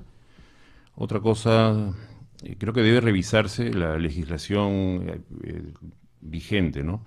Ahora hay este cambio que ha mencionado Carlos, que el MINAM se va a ocupar de esas cosas, lo cual está bien, porque el Ministerio de Energía y Minas resultaba juez y parte, ¿no?, porque favorece la inversión en minería, le interesa eso obviamente, Pero los famosos estudios de impacto ambiental y los estudios de impacto social, que también los hay, se habían vuelto ya modelos, maquetas, ¿no? Casi al servicio de la empresa que los necesite. Esos mecanismos también pensamos deben ser mucho más participativos, ¿no? Incluir a las poblaciones en su propia ejecución, no solo mirando lo que están haciendo, sino involucrarlos en los propios estudios. Otro tema que no es propio de la comunicación, pero sí, en un sentido sí, porque podemos trabajar en incidencia en eso, ¿no? Revisar la legislación ambiental existente, ¿no? Que se dio, esto lo creó el gobierno de Fujimori en los 90, se abrió la cancha, se crearon los PAMA, ¿no? Los programas de educación medioambiental. Pero entiendo que la legislación peruana es muy permisiva, entonces los límites de mineral o de elementos que pueden tener el agua, son bastante laxos, ¿no? Entonces, si el poblador ve que su agua ha cambiado y tú le dices, no, pero estoy en los límites, hay un problema, ¿no? Entonces, y de hecho hay naciones mineras donde hay una vigilancia social mucho más intensa, donde hay una ciudadanía mucho más formada que ha evitado que eso ocurra, ¿no? Eso esencialmente. En cuanto a medios masivos, hay lo que decía Marta, ¿no? Hay un tono adecuado en cada mensaje, ¿no? Y también hay códigos que hay que manejar. En las cosas que nosotros hemos hecho es fundamental la investigación, ¿no? O sea, nos involucramos muchísimo con la población antes de hacer cualquiera de estos productos, ¿no? que por sí solos no logran nada, ¿no? Que ayudan o pretenden ayudar a construir otra forma de comunicarse. Y en los medios hay una especie de terceros medios, son medios masivos en un sentido, ¿no? Y entre los masivos y los alternativos hay unos medios mercenarios bien bravos también, ¿no? O sea, yo me formé acá en periodismo, básicamente, pero el periodismo peruano es muy corrupto, es altamente corrupto, y puedes ver a un tipo defendiendo a Sauder y al mes siguiente están al otro lado, ¿no? Y he sido testigo de eso y no debí mencionar un nombre propio, pero bueno, lo he visto en muchos casos, ¿no? Hay muchos periodistas a sueldo en el Perú en general, ¿no? Y mucho lobismo en este mundo, ¿no? Gracias. Aplauso para Martín. Cierra esta ronda Miguel Rubio. Yo voy a ser muy breve. Quisiera, más que otra cosa, y aprovechando que soy el último, dejar algunos temas para la reflexión de ustedes. Ha hablado Carlos de equilibrar la cancha, y eso me hizo pensar. Yo he trabajado con varias empresas mineras, he hecho multitud de productos, y he participado en estrategias de comunicación, pero siempre son las empresas mineras las que nos contratan a nosotros. Naturalmente, claro, ellas tienen el dinero y las comunidades no tienen manera de contratarnos a nosotros o otra institución de comunicación para dar su punto de vista.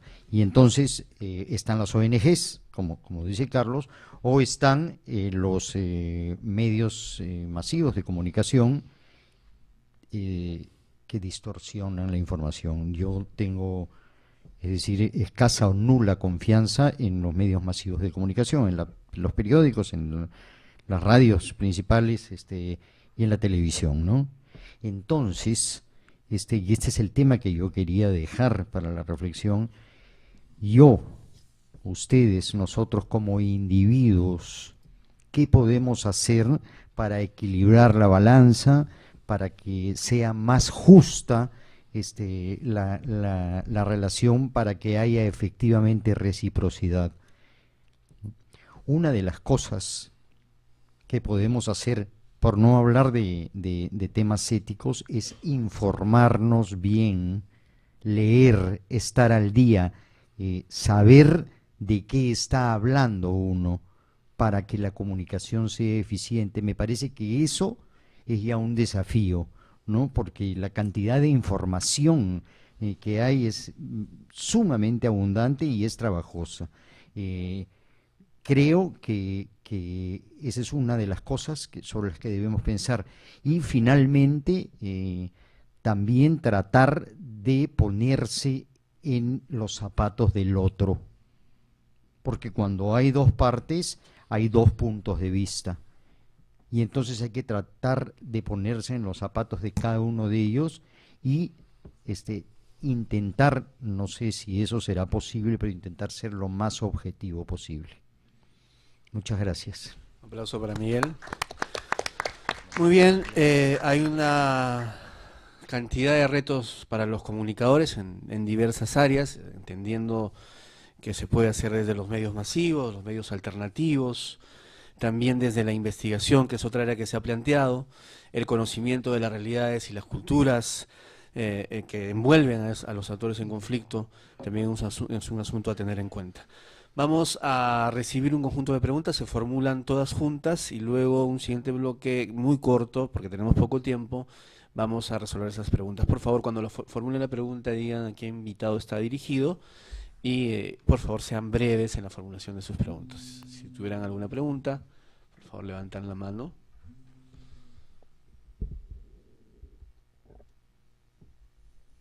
¿Hay preguntas?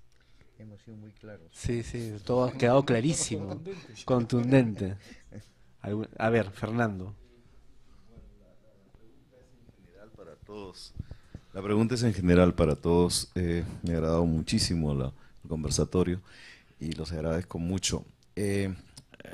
Miguel Rubio del Valle habló de la necesidad, me parece que fue usted, de que las empresas mineras invirtieran en educación. Bueno, acá está un poco el reclamo, la respuesta a su reclamo, ¿no? Es decir, ¿cómo podemos lograr para que se equilibre más la cancha? Que también por otro lado lo planteó, me parece, Carlos Monge, ¿no es cierto? Y que es lógico equilibrar la cancha, por supuesto, pero el planteamiento es ese. Si yo digo que inviertan en educación, ¿cuál es el tipo de educación que van a querer esas empresas mineras? Si es una educación, vamos a citar solamente un autor que seguramente los estudiantes acá lo conocen, Paulo Freire. Si hablamos de pedagogía del oprimido, si hablamos de educación para la libertad, si hablamos de ese planteamiento, no sé hasta qué punto las empresas mineras puedan aceptarlo. Ahora, hay estrategias educativas que pueden permitirse efectivamente hacer razonar desde una educación crítica, ¿no?, a las gentes en forma paulatina para que lleguen a un concepto. De manera que allí también viene otro conflicto, y es un conflicto quizás más profundo aún, que es el que tenemos en este momento. Pero es también un rol en el cual deben, a mi parecer, estar comprometidos los medios de comunicación, que no solamente deben divertir o informar, sino también formar. Es una inquietud en general para quien quiera responderlo. ¿Alguien más? ¿Arriba? ¿No hay? Muy bien. A ver, respondemos entonces la inquietud de Fernando. De pronto, alguno de ustedes, el tipo de educación que hay que se esperaría que diera la inversión minera, si es que va a aportar a este aspecto, ¿no? Creo que lo planteó Miguel. Bueno, en realidad no he entendido bien si es una pregunta o una respuesta lo que tú has dado, pero y yo la respuesta no la tengo yo, pero sí se acerca, mi opinión se acerca a algo que mencionaste, ¿no? Todo lo que sea estimular la inteligencia, el razonamiento crítico y el sentido común nos va a favorecer, y después quien haya sido educado de esa manera podrá escoger qué educación quiere quedarse. Yo he trabajado muchos años como profesor, ya que has mencionado educación en libertad, en los Reyes Rojos, que digamos inicialmente quizá tuvo ese motor, ¿no?, sobre la educación en libertad, y la idea era estimular la inteligencia y estimular el sentido crítico, no recibir todo lo que se le da. Eso es lo que yo diría que es la educación que debería darse. Ahora, me imagino que hay muchos intereses en que no quieren que la gente piense y que sea crítica, ¿no? Pero ya eso es meternos pues en Honduras, no sé. Yo quiero aprovechar para para hacer quizás una reflexión más de fondo y lo que voy a decir es una provocación para la discusión, ¿ya? En realidad, esta discusión sobre qué cosas hacen las empresas para mejorar, digamos, la calidad de vida de las poblaciones que están alrededor de sus actividades, no es un tema propiamente de comunicación, es un tema de responsabilidad social corporativa, ¿no es cierto? Y al respecto, yo sí creo que hay un debate de fondo, porque desde digamos, ¿cuáles son las motivaciones de las empresas? Seguramente hay una combinación. Hay una preocupación altruista, genuina, sincera, por el bienestar de las poblaciones que están ahí cerca, o es lo que la experiencia ha demostrado que te compra legitimidad, entonces canjeas colegio por impacto ambiental o lo que sea. O una combinación de ambas cosas, ¿no es cierto? Entonces hay un tema ahí con el concepto mismo de la responsabilidad social corporativa. ¿Por qué una empresa tendría que hacerse cargo de que hay escuela? Eso es una tarea típica del Estado desde la Revolución Francesa, digamos, ¿no es cierto? En cambio, en la historia peruana, el que un actor privado se ocupe de la generación de bienes públicos, esa era más bien la tradición del Perú de las haciendas, donde la esposa del hacendado era la que decidía qué escuela había y hasta qué grado se estudiaba y qué cosas se enseñaba. Entonces, para mí hay todo un tema en torno a este asunto de la responsabilidad social corporativa, porque en escenarios de Estado fuertes, de institucionalidad sólida, de Estado realmente existente, entonces la responsabilidad social corporativa es un plus, ¿no?, a una acción de Estado que cumple con generar los bienes públicos que tiene que generar, porque para eso cobra impuestos.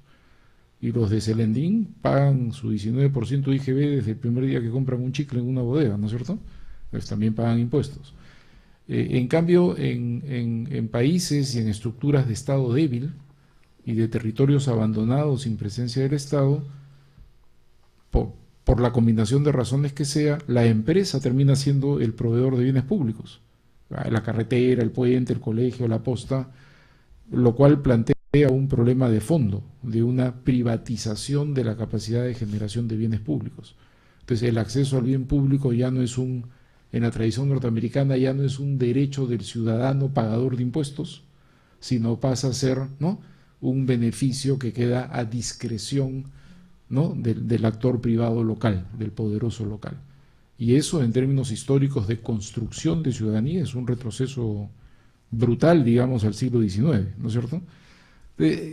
Ahí hay un tema que a mí me parece complejo. Y por supuesto, no estoy planteando que inmediatamente todas las empresas dejen de hacer responsabilidad social corporativa, pero estoy tratando de problematizar un tema que a veces parece bien simple. Si estás ahí, haz pues el puente. Ahora, a esto señalar un problema de eficacia, que es que, haces la escuela, pero si tu escuela no está en el planeamiento estratégico del Ministerio de Educación, entonces nadie le va a asignar maestros. ¿Te das cuenta? Pues, finalmente, al generar un bien público, quien tiene que asumirlo es el Estado, porque tiene que ponerle luz, agua, desagüe, maestros, y si no estaba en su planificación, entonces la empresa termina, sin quererlo, obviamente, haciendo elefantes blancos como los hace el alcalde, porque haces una cosa que si el ministerio no la asume, salvo que la empresa esté dispuesta también, ya la cosa se complejiza, a poner el maestro, la luz, ¿te das cuenta? ¿Me permites? Hay un tema, me parece que es un tema fascinante, no tiene que ver directamente con comunicaciones, pero remite a un debate enorme, hay millones de libros escritos sobre esto de responsabilidad social corporativa, claro, sí. Mira, yo quisiera aportar algo, no sé, creo que no vamos a debatir sobre eso, pero yo no voy a sentarme a esperar que el Estado me ponga una escuela si tengo la oportunidad de tener la escuela, y ni siquiera maestros. Me parece que el problema es tan grave, tan agudo, que me la haga pues quien me la va a hacer. Porque nos olvidamos, a veces, Carlos, hablamos de las comunidades, etcétera, como entes absolutamente pasivos, que en realidad hay que enseñarles todo y decirles qué tienen que hacer. No creo que sea así, no es mi experiencia de lo que he visto, ¿no? Pero que me hagan la escuela, pues yo no puedo que me la hagan, ¿no? Pero si entiendo el fondo al que quieres llegar, podríamos pasarnos días discutiendo sobre esto, ¿no? Sí, de acuerdo, es un tema complejo, yo creo que hay que hacer la escuela también, pero hay que ser conscientes de que el actor privado en muchos casos termina reemplazando un Estado que está lejos, inexistente, y que si nos contentamos con eso, entonces el Estado nunca llegará porque siente que ya está la cosa hecha, y como estos proyectos son finitos, son no renovables en el tiempo, ¿no? Entonces hay que, creo que no hay que ayudar al Estado a que abandone su responsabilidad con esos territorios. Pero quizá Hay eso que puede hacer jalarlo. cambiar al Estado. Muy bien. De acuerdo, de acuerdo, sí. Podemos debatir largamente sobre este tema, pero esto, a ver, voy a plantear una pregunta para cerrar.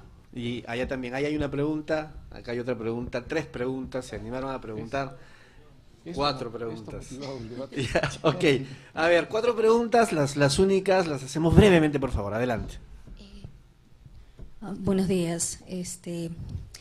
Quería consultar a los expositores cuál es su idea en relación a una especialización sobre comunicación de Estado. Creo que ninguna universidad lo contempla. Son más de 1000 comunicadores los que trabajan para el Estado y su formación es básicamente de periodismo o de comunicación para el desarrollo u otras especialidades. Pero no hay un conocimiento más profundo sobre el Estado como tal, su funcionamiento, su relato en la evolución social, y muchos de los temas que se plantean aquí tienen una implicancia básica a partir del Estado, de funcionarios del Estado y de gestión de Estado, ¿no? Por ejemplo, el escenario que nos mencionaba el señor Carlos Monge es enteramente comunicación de Estado. Ley de consulta previa, todo el paquete de proyectos mineros que se comenzarían a desarrollar, y además también el proceso electoral del 2014. En todos ellos hay un alto índice de comunicación que partiría del Estado en diferentes enfoques. Quisiera recoger un poco la opinión sobre una especialización en comunicación de Estado. La siguiente pregunta. Por acá. Sí. Durante la exposición de cada uno de los invitados, estaban hablando sobre los medios de comunicación que influían de alguna manera, ya sea la prensa escrita, la radio, la televisión, para que la gente se pudiera poner ya sea a favor o en contra. Sin embargo, yo creo que me gustaría saber su punto de vista, más que los medios de comunicación, que ustedes estaban hablando de los medios más que nada de la misma provincia o del mismo departamento. ¿Ustedes no consideran que más que los medios de comunicación podría ser de las promesas, pero las promesas que se quedan en papel o en palabras y que nunca se cumple?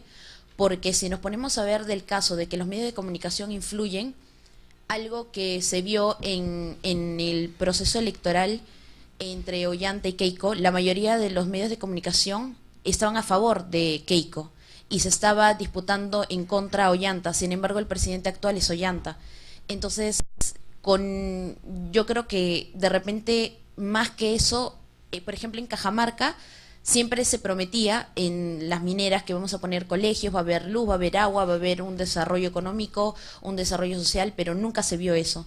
Entonces yo creo que de repente, más que los medios de comunicación, podría ser de que se pasa de familia a familia, o que las mismas personas, de repente, los medios de comunicación es que influyan, sino que de repente podrían, ¿cómo lo puedo plantear? No es que influyan, sino que de repente potencian el pensamiento que ya había y que se pasó de repente de familia en familia o entre el mismo pueblo. ¿Ustedes qué opinarían ante ello? Perfecto. La siguiente pregunta, ahí atrás, y luego una última pregunta por ahí, me pareció. El señor Carlos Monge mencionó la ley de la consulta previa y dio dio a entender como que era una sacada de vuelta, porque, por ejemplo, en el caso específico de Conga, al final se llegó a dar un peritaje internacional. O sea, me gustaría saber, o sea, cuál es la mejor solución, o sea, si modificar la ley o simplemente es un saludo a la bandera. Ok, gracias. Por ahí había una pregunta más, me parece. ¿Allá? Y con él finalizamos, por favor. Ya. Con respecto a lo que él consultaba del peritaje internacional, me gustaría hacer una aclaración, que las observaciones que se hicieron al peritaje debían haber sido incluidas en un nuevo estudio de impacto ambiental, y eso no es algo que la empresa, digamos, haya aceptado hacerlo, ¿no? O sea, ha aceptado modificar el estudio de impacto ambiental para agregar unas nuevas instalaciones, pero no quiere incluir estas modificaciones.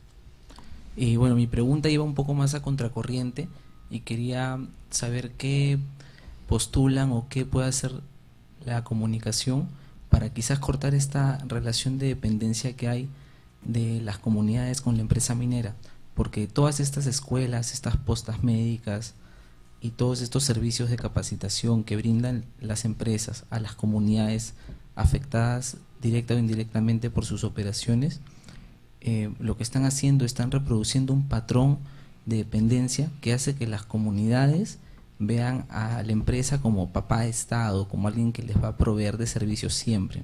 Y cuando se corta, digamos, los ingresos para la responsabilidad social, o ingresa una nueva empresa a explotar, o se da el cierre de operaciones de la mina, o sea, se va a generar un descontento de la gente.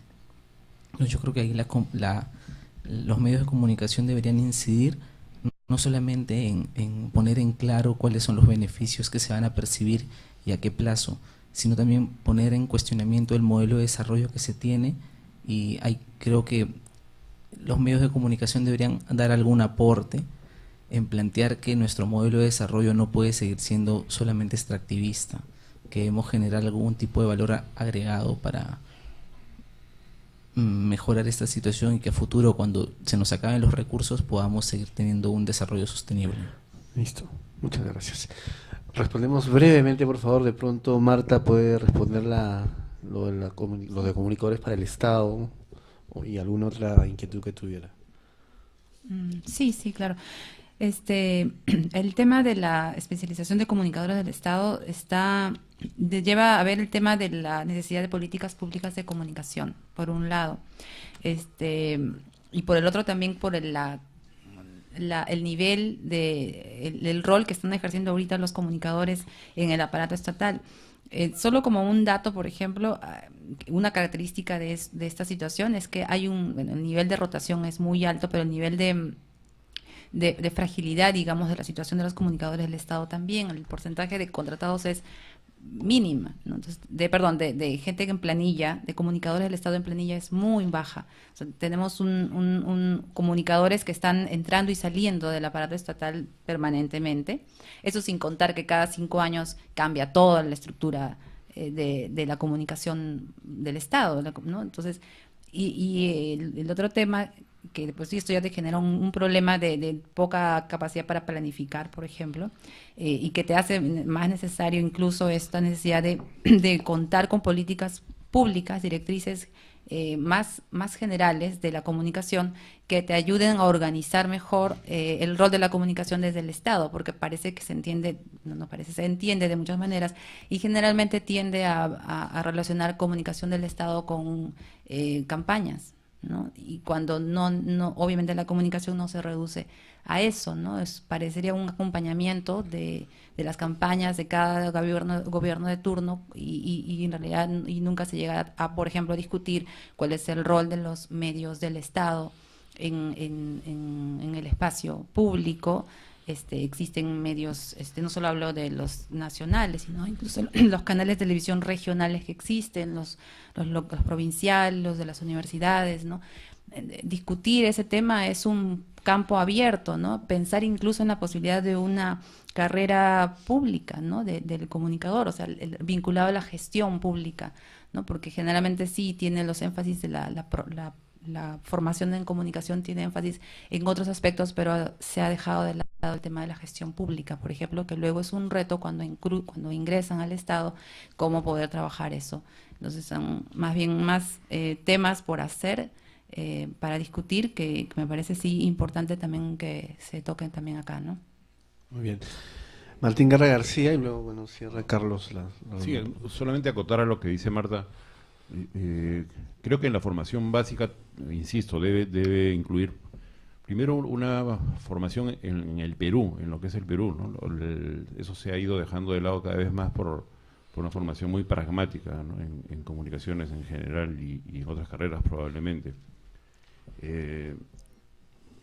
Y en cuanto a un comunicador formado en comunicación del Estado, pienso que eso puede ser un módulo importante o una rama de servir, ¿no? de la Escuela de Funcionarios Públicos. Sería una forma inteligente de manejar eso, ¿no? Para no hacer más especialidades, pero sí un posgrado o una formación específica en la Escuela de Funcionarios Públicos. Y vinculado a eso, el tema del uso de recursos, ¿no? Hay una propuesta de modificación del SNIP, ¿no? Para que no se invierta solo en infraestructura. No sé si ya se ha concretado eso. En la formación de personas, de jóvenes y de capital humano debería invertirse mucho más. O sea, el canon está terminando en monumento al árbitro, ¿no? O plazas de toros más a las adicionales a las que hay. Entonces, eso, ¿no? Muy bien. Y de repente le pedimos a Carlos que nos responda a la pregunta de las promesas incumplidas como generadora de conflicto, esta suerte de dependencia empresa-comunidad y alguna reflexión adicional para concluir este conversatorio. A ver, primero el asunto de Conga y su EIA y el peritaje plantea una situación sui generis, que es legalmente muy compleja. En realidad a Conga le aprobaron el año 2010, creo, o algo así, su estudio de impacto ambiental, y entonces desde el punto de vista legal ese proyecto está hábil para ser implementado. Todo lo que ha ocurrido después está en el campo de la informalidad, es decir, la empresa frenó el inicio del proyecto porque obviamente venían elecciones y quería saber qué pasaba. Luego ganó Humala y el proyecto siguió frenado porque vino la negociación con el gabinete Lerner en torno a los famosos, esta contribución adicional de los 3.000 millones de soles. Una vez que eso fue un éxito y el premier Lerner anunció en su mensaje del primeros 100 días como un gran éxito, entonces la empresa dijo, ya me tranquilicé, está bien, ganó Humala, pero ha nombrado a Castilla, parece razonable, no es el que yo pensaba, y además he negociado con Lerner, hemos puesto 3.000 millones de soles en la mesa y nos ha dicho con esto hay luz verde para el paquete entero, 56.000 millones de dólares de inversión. Entonces ahí fue donde se dio la orden, arrancaron los motores y los ronderos cajamarquinos de abajo, que no les importaba qué había hecho Humala, quién había nombrado, qué negociación había habido y no tienen ninguna expectativa de ver un sol de esos famosos 3.000 millones, dijeron no va, y se armó la pampa, ¿no es cierto? Es en reacción a ese conflicto que se nombran peritos, y esos peritos presentan un informe, y ese informe lo que tiene son recomendaciones, pero en términos estrictamente legales nada de eso existe. Hay un EIA aprobado, no hay una causal para modificar legalmente el EIA, y entonces la empresa lo que hace es recibe las recomendaciones, como que yo le puedo recomendar a él cualquier cosa, pero él no tengo ninguna capacidad de obligarlo, ni tiene por qué tomar la recomendación. Ante esa situación el presidente sale, es interesante el uso de los medios en ese sentido, el presidente sale y plantea públicamente en una conferencia de prensa, al final de algún partido muy visto cuando había alto rating, y le pone públicamente 4 condiciones, un sábado. Al día siguiente, en una entrevista periodística, el dueño de Buenaventura, la parte minoritaria de Yanacocha, dice no, porque todo está en el campo de las recomendaciones. Legalmente hablando, Conga cumplió con toda la legislación peruana. Entonces, escucha recomendaciones, pero no tiene por qué tomarlas. Entonces, ahí se ha creado una situación sui generis. Incluso ahora la paralización es una decisión de motu propio de la empresa, pero legalmente el gobierno no puede paralizar el proyecto. Si lo hiciese, se expone a un juicio internacional, nos llevan al CIADI, en fin, ¿no? Entonces es una situación sui generis donde la política te indica que no va, aunque legalmente está hábil para ir, y las partes están tomando decisiones, pero no hay una cuestión vinculante entre ese peritaje, las condiciones que pone el presidente Humala y el EIA como tal ya aprobado. Entonces, por ahí estamos en un campo, digamos, bien sui generis, donde un proyecto está detenido, depende también de quién lo mire, ¿no? Porque el proyecto desde el inicio decía que las obras de infraestructura de agua eran la primera parte de la inversión, y eso no está detenido. Entonces, abajo los cajamarquinos dicen qué cosa han detenido, no han suspendido nada, ¿no? Y siguen ahí el conflicto. Dos, lo de la ley de consulta, digamos, yo no creo que sea una sacada de vuelta. Lo que estoy tratando de decir es lo siguiente. La ley de consulta genera expectativas diferentes entre los distintos actores, ¿no? Entonces, desde el punto de vista del gobierno y de las empresas, la expectativa es: la ley va a permitir canalizar esta energía de la población de abajo, informar, en fin, debiera disminuir la cantidad de conflictos.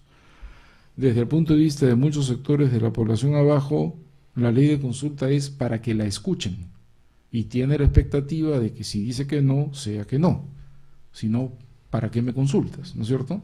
Entonces, yo lo que siento es que, por eso enfaticé, en un primer momento, en la medida del juego de expectativas diferentes, mi cálculo, pero claro, puede estar equivocado, es que habrá más conflicto. Y pienso que después las cosas se apaciguarán y todo el mundo aprenderá esta nueva regla de juego, y con suerte entonces la ley cumplirá su función, ¿no?, de menos conflicto. Ahora, la ley peruana no es una sacada de vuelta. El convenio 169 de la OIT desde el saque te dice que es un diálogo consultivo, no vinculante. Entonces no es que la ley le haya sacado la vuelta al convenio 169, así es el convenio 169. Y luego ha habido jurisprudencia que dice solo en 2 casos la opinión es vinculante: en caso que haya peligro realmente de desaparición, o en caso de que haya traslado, ¿no?, como se dice, relocalización de la población.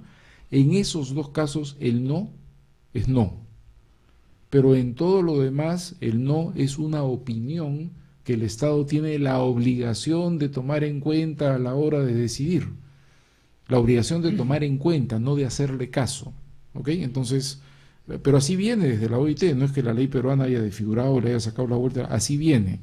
Lo que digo es que el juego de expectativas que genera abajo es distinto del juego de expectativas que genera del otro lado, y preveo que su implementación inicial, además con un Estado que no está ni remotamente preparado para implementar esto, digamos, yo soy muy amigo del presidente de Petroperú, mi amigo Humberto Campodónico, y yo le digo: tú vas a hacer la primera consulta, porque vas a entrar a lotes de la Selva Norte, al UA, o vas a entrar a lotes del Fitzcarral, ¿no es cierto? ¿Y ya tienes a alguien? En todo Petroperú, en los 14 o 17 pisos del edificio, hay un antropólogo, hay un comunicador, hay alguien que haya leído alguna vez el convenio 169 de la OIT. ¿Distingues un Shipibo de un Mashcopiro, de un Yanesh, de un Aguajún? No tienes idea de lo que te estás metiendo. Bueno, y ese es el estado que tenemos. Pero de repente, dentro de 2 meses, tiene que hacer una consulta en el río Corrientes o en el río Pastaza. Y eso es algo que ahora está ocurriendo en todos los ministerios. Están teniendo, se ha producido la ley, un reglamento general, y ahora hay un proceso ya de adecuación administrativa. Cada ministerio tiene que estar creando su unidad de consulta, pero además la ley de consulta no le da un rol a los gobiernos regionales en esa consulta. Entonces, ¿alguien cree que el gobierno regional de Puno va a permitir una consulta sobre Inambari sin el gobierno regional de Puno sentado en la mesa? Ese va a ser otro conflicto, ¿no es cierto? Entonces, a eso voy. Creo que se viene un escenario de conflictividad y tomará tiempo que todas las partes aprendan y que el aparato se aceite bien y comience a funcionar. Y sobre lo último, es a lo que yo apuntaba, digamos, yo estoy de acuerdo que hay que responder a necesidades urgentes. También creo que hay que hacer juntos y darle 50 soles a uno que se está muriendo de hambre para que no se muera de hambre. Pero no creo que la solución estructural es que los pobres del Perú dependan, ¿no?, de que Carolina Trivelli vaya por el país repartiendo cheques. La solución estructural es una inserción exitosa en el mercado, que vivan de su chamba y de vender productos. Igual creo que hay que responder al problema de urgencia, pero la solución estructural no es que el sector privado se haga cargo de la educación y la salud pública. De eso tiene que hacerse cargo el Estado. Entonces, ¿cómo lo llevamos a eso? Porque si no, sí lo que se hace es, se regresa pues a la cultura de la hacienda. Papá hacendado reparte favores y de él dependemos todo, y eso no genera un escenario de derechos, eso genera un escenario de dependencias y clientelas que yo creo que nadie quiere. Para comenzar, las propias empresas, que no tienen por qué hacerse cargo del destino entero de un distrito, de una provincia, porque les genera una presión enorme cuando la gente los percibe como la fuente de todo bien, cuando no como la fuente de todo mal, ¿no? Entonces, creo que ese es un escenario inconveniente para todos. Hay el riesgo de que eso ocurra en estado débil y territorio, ¿no?, abandonado y población con mucha necesidad. Gracias. Bien, vemos escenarios complejos, grandes retos, diversos campos de acción, y las intervenciones últimas dan cuenta además de que los problemas sociales en efecto, los conflictos sociales en efecto no son solamente un problema de comunicación, tienen que ver con otros factores que también deben ser atendidos, incluso tiene que ver con posiciones que cada uno de nosotros tenemos frente a la sociedad y a los sistemas en los que vivimos. Les agradecemos su presencia, agradecemos a Marta Vicente, a Carlos Monge, a Martín Guerra García y a Miguel Rubio por su participación, y a ustedes por habernos acompañado esta mañana. Muchas gracias. Es una buena idea. Hay un proyecto para hacer. Pero también sabes cómo están hablando de ser un Sí, sí.